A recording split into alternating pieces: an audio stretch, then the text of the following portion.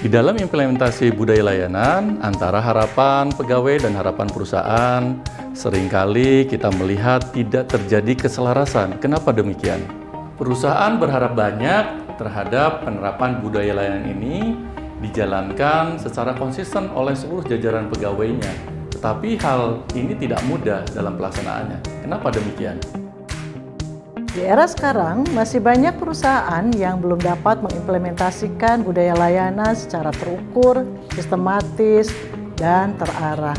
Kenapa? Karena mereka belum memiliki sebuah desain yang bisa dijadikan acuan bagi perusahaan maupun karyawannya. Di industri 4.0, membangun budaya layanan itu bukan sebuah hal yang mudah. Seperti kita sekarang ini dalam kondisi mengkombinasikan antara layanan yang online dengan layanan offline. Nah, apa yang harus kita lakukan? Tentunya perusahaan tidak bisa main-main lagi, ya, karena customer behavior sekarang sudah banyak berubah. Permintaan dan kebutuhan customer juga sudah berubah. Dan apa yang harus dilakukan oleh sebuah perusahaan yang benar-benar ingin memberikan sebuah pelayanan yang excellent kepada customernya, maka sebuah perusahaan harus melakukan sebuah desain atau meredesain bagaimana membuat sebuah pelayanan end-to-end proses yang sejalan dengan perkembangan zaman. Nah, bagaimana membuat sebuah desain itu tidaklah mudah. Apa yang harus dilakukan? Maka yang perlu dilakukan bagi sebuah perusahaan atau pegawai yang fokus kepada customer, mereka harus membuat sebuah platform yang disebut dengan service blueprint. Kalau Anda ingin membangun sebuah bisnis, pasti Anda membuat sebuah blueprint, betul kan? Nah, sekarang tujuan berbisnis itu kan untuk mendapatkan customer. So, penting banget bagi kita untuk memiliki sebuah blueprint yang disebut dengan service blueprint. Ya, yang terpenting adalah kaitannya atau end state-nya adalah customer. Bagaimana kita membangun sebuah blueprint yang bisa meningkatkan bisnis dan end state-nya bagaimana agar customer kita delight. Nah, persoalan yang sekarang terjadi adalah kadang kita ingin melakukan sebuah perubahan membangun budaya layanan, tetapi sekarang kita confused. Di era industri 4.0, sebenarnya yang terpenting adalah bagaimana kita mengkombinasikan layanan antara yang online dengan offline. So ini harus menjadi sebuah ekosistem, ya, saling keterkaitan. Tidak bisa kita di era 4.0 ini mengunggulkan salah satu saja, yang online kemudian atau yang offline. Kita tidak bisa memilih salah satu. Kita harus melakukan kedua-duanya.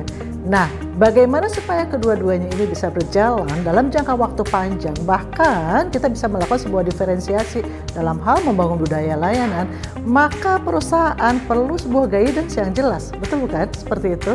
Nah, seperti apa guidance-nya? Ada sebuah dokumen yang terencana, terarah, sistematis, dan bersifat jangka panjang. Nah, itu yang disebut dengan blueprint. Nah, baik, saya akan jelaskan satu persatu. Masalah yang paling sulit adalah kadang kita kesulitan untuk menuangkan apa saja yang perlu ada di service blueprint itu. Karena apa? Tidak memiliki wawasan yang cukup tentang customer behavior misalnya, kemudian tentang bagaimana keinginan dari customer, dan kemudian siapa yang akan menjadi segmen customer kita. Dan yang kedua, di era sekarang perubahan itu begitu cepat. Sehingga kadang kita tidak memiliki sumber informasi yang cukup yang akan dituangkan dalam service blueprint. Nah, kemudian yang ketiga, terkadang kita juga kebingungan model seperti apa dalam yang akan kita buat dalam service blueprint tersebut. Modelnya seperti apa dan jangka waktunya akan kita buat, apakah jangka 1 tahun, 2 tahun, 3 tahun, apakah 10 tahun. Bahkan ada perusahaan yang mereka membuat service blueprint sampai dengan 100 tahun. Nah, sekarang kita lihat lagi, manfaat memiliki service blueprint itu apa sih? Yang pertama, ketika kita memiliki service blueprint, maka akan jelas arah dan tujuan dari sebuah perusahaan dalam membangun budaya layanan. Yang kedua, dengan adanya service blueprint akan lebih jelas kontribusi pegawai terhadap perusahaan dalam hal memberikan value of service kepada customer. Yang ketiga adalah Service Blueprint memberikan peluang kepada semua pegawai dan semua lini di perusahaan untuk bisa melakukan inovasi atau melakukan redesign terhadap budaya layanan yang akan dibangun oleh perusahaan. Satu hal lagi yang sangat penting dalam membangun budaya layanan yaitu Service KPI. Service KPI merupakan satu hal yang harus ada dalam Service Blueprint. Kenapa sangat penting? Karena dengan adanya Service KPI, perusahaan akan sangat mudah untuk melakukan pengukuran dan tahu arah tujuan untuk membangun budaya layanan perusahaan. Kemudian yang kedua, dengan adanya Service KPI, perusahaan akan lebih mudah juga untuk melakukan monitoring dan mengevaluasi implementasi dari standar layanan atau budaya layanan yang sudah dilakukan oleh seluruh jajaran dari organisasi. Dan yang ketiga, penting sekali bagi pegawai untuk mengetahui dan lebih paham ya melalui Service KPI yang ditetapkan seberapa besar harapan perusahaan terhadap pegawai tersebut dan seberapa besar kontribusi yang diberikan oleh pegawai terhadap perusahaannya.